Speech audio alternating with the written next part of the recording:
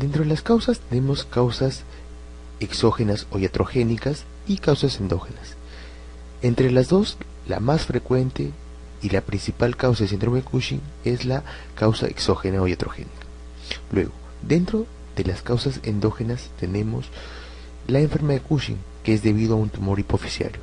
Acá tener cuidado, cuando se habla de enfermedad de Cushing, se hace referencia a un tumor hipofisiario productor de STH.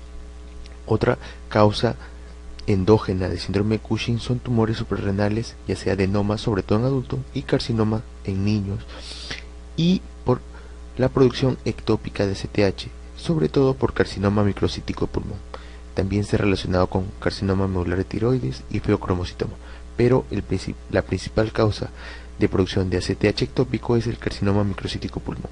Entonces, no olvidar, la principal causa de síndrome de Cushing es la causa exógena o iatrogénica, y la principal causa de Cushing endógeno es la enfermedad de Cushing debido a un tumor hipofisiario. Otra clasificación importante es ACTH dependiente, es decir, aquellos donde hay un aumento en la producción de ACTH, y ACTH independiente.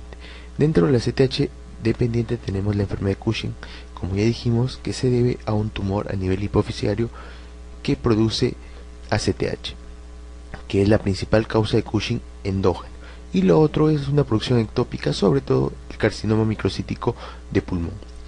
Y dentro del grupo de ACTH independiente tenemos la causa iatrogénica, que como ya hicimos referencia es la principal causa de síndrome de Cushing, y que al administrar en forma exógena glucocorticoides, estos van a mandar estímulos inhibitorios a nivel de la hipófisis, lo que va a causar una disminución de la ACTH y por consiguiente disminución del cortisol tanto en orina como en sangre.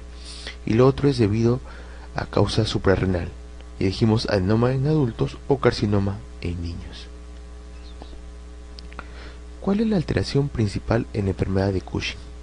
Entonces dijimos que la enfermedad de Cushing se debía a un tumor a nivel de la hipófisis que produce ACTH. Entonces, si vemos las alternativas, en la enfermedad de Cushing hay un aumento de los glucocorticoides, no tiene que ver nada los mineralocorticoides. Dice la alternativa B, ausencia de tumor hipofisiario. Al contrario, en la enfermedad de Cushing hay un tumor hipofisiario productor de ACTH. La alternativa C dice ACTH elevado, correcto. En la enfermedad de Cushing hay un tumor hipofisiario que produce en exceso ACTH. Y las otras alternativas ya es más alejada, como hipopigmentación y respuesta normal al estrés, que es más relacionada con la insuficiencia suprarrenal. Entonces, acá la respuesta ACTH elevado. ¿Cuál es la causa más frecuente de síndrome de Cushing? Entonces hablamos del síndrome en general. Dijimos que la principal causa de síndrome de Cushing era administración exógena de esteroides. ¿Cuáles son las manifestaciones clínicas típicas del síndrome de Cushing?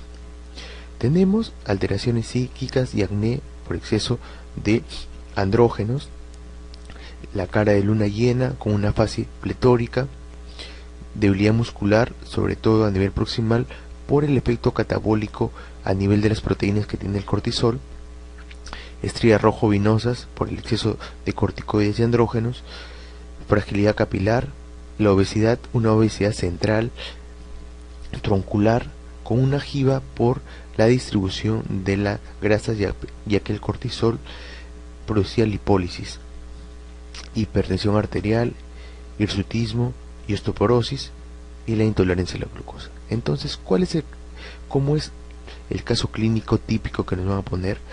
Nos van a hablar de un paciente con obesidad troncular, que presenta una jiba, que tiene una cara de luna llena con una fase pletórica, que viene por debilidad muscular a predominio proximal. Cuando uno lo examina, lo característico es hipertensión arterial, y examen de laboratorio lo que va a ir a favor de un cuadro de síndrome de Cushing es la hiperglicemia o la intolerancia a la glucosa. Entonces, para no olvidar, hay una distribución de la grasa, que es la jiba de búfalo conocido, osteoporosis, ya que los corticoides a dosis altas producen reabsorción a nivel de calcio de los huesos, hipertensión, las estrías rojovinosas, impotencia sexual, atrofia muscular y alteraciones metabólicas que son hipocalemia, hiperglicemia e hipercalcemia. Mujer de 25 años, talla 150 centímetros, peso 80 kilos, con fascia pletórica, hirsutismo, debilidad muscular proximal, hipertensión, glucosa en ayunas 120. El diagnóstico probable es, entonces, si vemos, es un paciente con obesidad que presenta una fascia pletórica con hirsutismo, y lo otro que dijimos, la debilidad muscular a predominio proximal. El examen físico ha encontrado una hipertensión e hiperglicemia.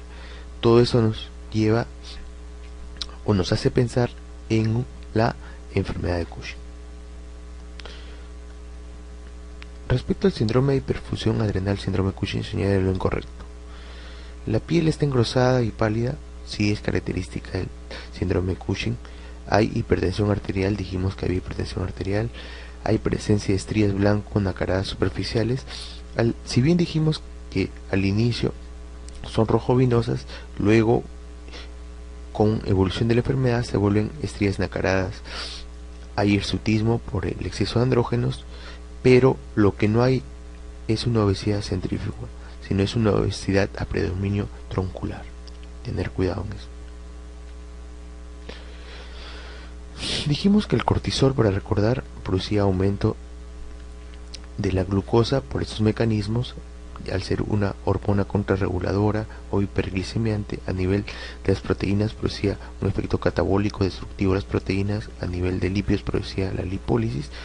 Y lo otro es que dijimos que el cortisol a dosis elevadas funcionaba como un minerocorticoide, es decir, funcionaba como la aldosterona, estimulando la reabsorción de sodio en el túbulo contorneado distal y la eliminación de potasio e hidrogeniones, pero este efecto solo se produce a dosis altas. Cortisol aumentado. Entonces, el cortisol aumentado, ¿qué va a producir a nivel de carbohidratos? Hiperglicemia. Cortisol a dosis altas, funcionando como un minerocorticoide, que va a producir hipernatremia por aumento de la reabsorción de sodio al tubo contorneado distal, hipopotasemia por la eliminación de potasio y de hidrogeniones, produce alcalosis metabólica. Y a nivel de sangre periférica va a haber leucocitosis con neutrofila y eosinopenia. Entonces, lo característico del síndrome de Cushing es hiperglicemia, hipernatremia, hipopotasemia y alcalosis metabólica, no olvidar. Esto es lo característico en los exámenes de laboratorio de un síndrome de Cushing. Entonces, ¿cómo hacemos para recordar? Porque a veces se nos va a plantear en los exámenes casos clínicos donde nos van a hablar de hipernatremia, hipopotasemia. ¿Cómo hacemos para recordar? Una forma fácil de recordar cuáles son las alteraciones del laboratorio que se producen en un síndrome de Cushing es que recordar. Lo primero que hay que recordar que hay una obesidad troncular en el síndrome de Cushing. Entonces, la obesidad, ¿a qué se relaciona? Con la diabetes, o sea, la hiperglicemia, y lo otro con la hipertensión. La hipertensión se relaciona con ¿qué? Con retención de sodio, entonces sodio elevado. Y si el sodio está elevado, el potasio va a ser lo contrario, va a haber una disminución de potasio, y si hay una disminución de potasio, también hay una disminución de hidrogeniones y va a haber una alcalosis metabólica. Entonces, una forma de decir el síndrome de Cushing es que hay hipertensión, hiperglicemia, hipernatremia, hipopotasemia y alcalosis metabólica, no olvidar. Si recuerdan eso o lo hacen de esta forma, lo más probable es que acierten en la respuesta a esa pregunta. Luego, el diagnóstico. Primero hay que hacer screening que hay un hipercortisolismo. ¿Cómo lo hacemos? Se puede hacer con la cortisoluria en 24 horas. Si esta se encuentra entre 100 o más de 150, nos hace pensar en hipercortisolismo. Lo otro es el test de Neumann. ¿En qué consiste este test de Neumann? Que se administra 1 miligramo de hexametasona entre las 23 y 24 horas del día previo, y luego al día siguiente en ayunas se hace el dosaje de cortisol. Si este cortisol está en cifras mayores a 1.8 microgramos por decilitro, también nos hará diagnóstico de hipercortisolismo. Y lo otro es el cortisol en saliva entre las 23 y 24 horas, ya que, como dijimos, por el ritmo circadiano, el cortisol en estas horas debería estar totalmente disminuido. Si encontramos un cortisol en saliva aumentado entre las 23 y 24 horas del día, lo más probable es que se trate de un hipercortisolismo. Lo otro que no hay que olvidar, que lo que nos hace sospechar también en un hipercortisolismo es que hay una excreción aumenta de cortisol, por eso hay cortisoluria, hay pérdida de ritmo circadiano normal, como ya dijimos, y hay una ausencia de inhibición del cortisol hacia la ACTH. Luego, si cualquiera de estas pruebas salió positiva, lo que tenemos que es confirmar el síndrome de Cushing. ¿Cómo lo confirmamos? Primero, si la cortisoluria es mayor a 300, hace el diagnóstico tanto de hipercortisoluria, o un exceso de producción de cortisol, y también nos hace el diagnóstico de síndrome de Cushing.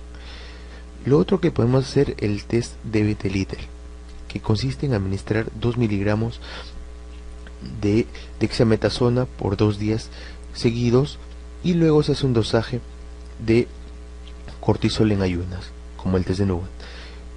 Se puede hacer de dos formas: se puede dar 0,5 miligramos de dexametasona cada 6 horas por 2 días, o se da 2 miligramos al día por 2 días y luego se hace el dosaje. ¿Qué esperaríamos en un paciente normal? Si administramos glucocorticoides a dosis altas, lo que se esperaría es que por el efecto feedback negativo haya una inhibición de la ACTH, y si hay una inhibición de la ACTH, el cortisol tanto en orina como en sangre debería estar disminuido. Pero si no hay una inhibición, se considera una prueba positiva. ¿Cuándo se considera prueba positiva? Si encontramos un cortisol en sangre más de 1.8 o una cortisoluria más de 10 microgramos en 24 horas. Y el otro es el dosaje de cortisol nocturno entre las 23 y 24 horas. Paciente obeso con niveles de ACTH y de cortisol aumentados. ¿Cuál es la posibilidad de diagnóstico? Entonces, si tenemos cortisol aumentado y ACTH aumentado, lo más probable es que se trate de un síndrome de Cushing, ¿no es cierto? Síndrome de Cushing. Entonces, la primera alternativa está descartada, porque en la enfermedad de Addison hay una disminución del cortisol. Luego, que nos digan que los niveles de ACTH están elevados nos hace ya centrar más nuestras probables causas del síndrome de Cushing en dos posibles causas. Uno, la enfermedad de Cushing debido a un tumor hipoficiario, y dos, debido a producción ectópica de ACTH. Entonces, la ingesta de glucocorticoides quedaría descartada porque tanto en la ingesta de glucocorticoides como tumor suprarrenal la ACTH está disminuida. Entonces nos quedaríamos entre la alternativa 2 y 3. Luego, en la pregunta no nos habla nada sobre alguna causa que nos haría, o algún motivo que nos haría pensar en un cáncer. Sobre todo dijimos en cáncer o carcinoma microcítico de pulmón. En todo caso, si nos diría acá que es un paciente obeso o fumador, nos centraríamos más en un posible origen ectópico de la ACTH, pero no nos dicen nada. Entonces nuestra primera probabilidad sería una enfermedad de Cushing. Y lo otro que hay que tener en cuenta, que la forma de presentación típica de los pacientes con síndrome de Cushing debido a una secreción ectópica de ACTH es sobre todo con alteraciones de laboratorio, es decir, con hiperglicemia, hipernatremia, hipocalemia y alcalosis. La parte fenotípica del síndrome de Cushing no es tan característico en pacientes con ACTH ectópico. Lo contrario, los pacientes con enfermedad de Cushing tienen un síndrome de Cushing o cushinoide florido, con obesidad, fase en luna llena, fase pletórica, giba, etcétera, ¿no? Entonces, por las dos causas: uno, porque la obesidad es más frecuente que se presente como enfermedad de Cushing, y lo otro es que no nos dicen el antecedente que nos podría hacer pensar en un carcinoma microcítico de pulmón, como es el antecedente de tabaco. Entonces, la alternativa más adecuada sería enfermedad de Cushing. La administración de 1 miligramo de dexametasona a las 24 horas del día anterior una extracción de sangre para una prueba, se hace habitualmente el diagnóstico de, dijimos que la administración de 1 miligramo era la prueba de Nugent, se administraba entre las 23 y 24 horas previas, y nos ayudaba para hacer diagnóstico del síndrome de Cushing.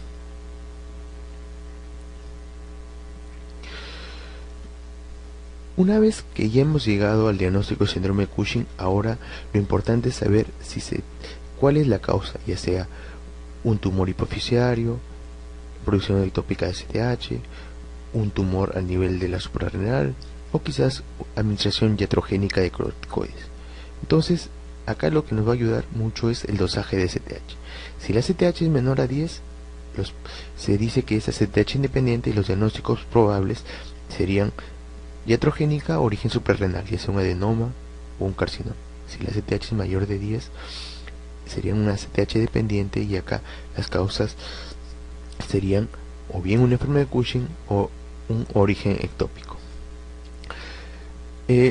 Esta parte de acá, si es STH independiente, si se debe a una causa iatrogénica, el cortisol tanto en sangre y en orina deben estar disminuidos. Un poco más fácil es el diagnóstico. Y si el origen es suprarrenal, lo que nos ayudaría bastante sería hacer una tomografía. Si es menor de 3 centímetros, adenoma. Si es mayor, lo más probable que sea carcinoma. Pero el problema es acá. El problema, cómo diferenciar si es hipofisiario o es por la producción ectópica de STH. En el diagnóstico de síndrome de Cushing endógeno, entonces endógeno, ¿qué es lo que más nos ayudaría? Si es endógeno, habían 3 posibilidades, ¿no? Dijimos, la enfermedad de Cushing, producción ectópica de STH y un tumor suprarrenal. Entonces, ¿cuál es lo que más nos ayudaría? Dice, ¿el tamaño normal de las glándulas suprarrenales en un ataque abdominal descarta el diagnóstico? No, porque no descartaría la causa hipofisiaria y la producción ectópica de STH. Entonces, esta alternativa no es correcta. El cortisol libre en orina es menos útil para el diagnóstico que el cortisol basal en sangre. Dijimos que tanto la cortisoluria como el cortisol en sangre nos ayudaban a hacer el diagnóstico de síndrome de Cushing. Entonces, esta tampoco es válida. El cortisol mantiene un ritmo circadiano, pero a niveles más altos que lo normal. Dijimos que no. Una característica del síndrome de Cushing es que se perdía el ritmo circadiano. Lo otro, la ACTH debe estar elevada para confirmar el diagnóstico del síndrome de Cushing.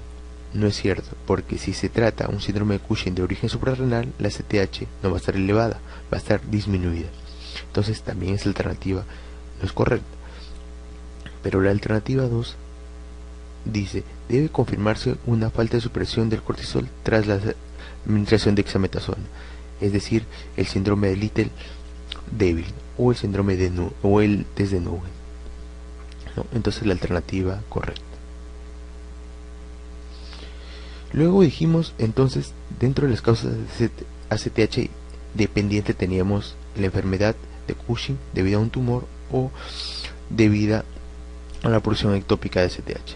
¿Qué nos va a ayudar acá? El test de Lidl fuerte, donde ya no se utiliza 2 miligramos de dexametasona, sino 8 miligramos.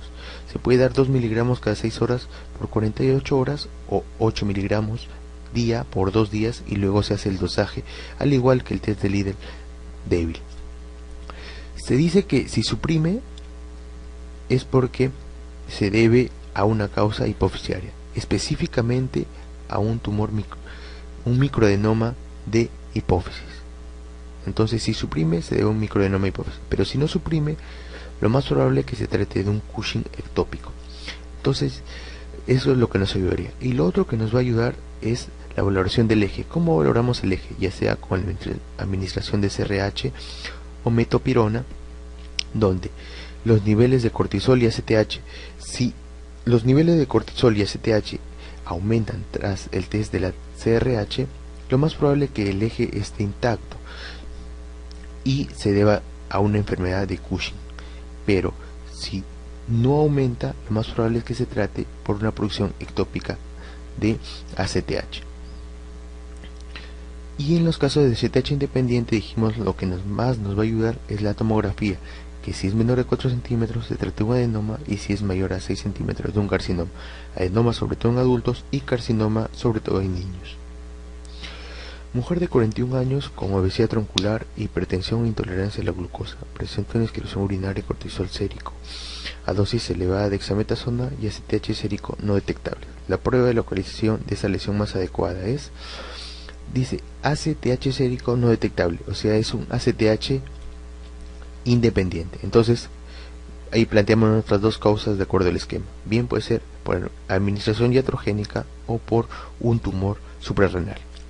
Lo otro, si es por administración iatrogénica, dijimos que los niveles tanto de cortisol en sangre y orina deberían estar disminuidos. Pero ¿qué dice acá? La excreción urinaria de cortisol sérico a dosis elevada de dexametasona. O sea, no está disminuido, no dice que el cortisol está aumentado. Entonces lo más probable es que se trate de una causa suprarrenal. ¿Y qué es cuál es el examen que más nos ayudaría para el diagnóstico de una causa suprarrenal de síndrome Cushing? Era la tomografía abdominal. Y por eso la respuesta acá es tomografía abdominal. Y dentro del tratamiento, para finalizar, si se trata de una enfermedad de Cushing, o sea, un tumor a nivel de la hipófisis, será una cirugía transesfenoidal, que es de elección. Si en caso fallara la cirugía, vamos a la radioterapia, y si persiste a pesar de la radioterapia, vamos a la suprarrenalectomía bilateral, en caso de persistencia de los síntomas. Pero si se trata de un síndrome de Cushing suprarrenal, lo que se hace es la extirpación de la glándula suprarrenal afectada, o sea, una suprarrenalectomía unilateral. Y si en caso se trata de un síndrome de Cushing ectópico, lo que se hace es, primero se trata de buscar el tumor primario y tratar de extirparlo. Si no se puede, vamos a la suprarrenalectomía bilateral. Y si no se puede esto, vamos al tratamiento médico, ya sea con ketoconazol o metopirona.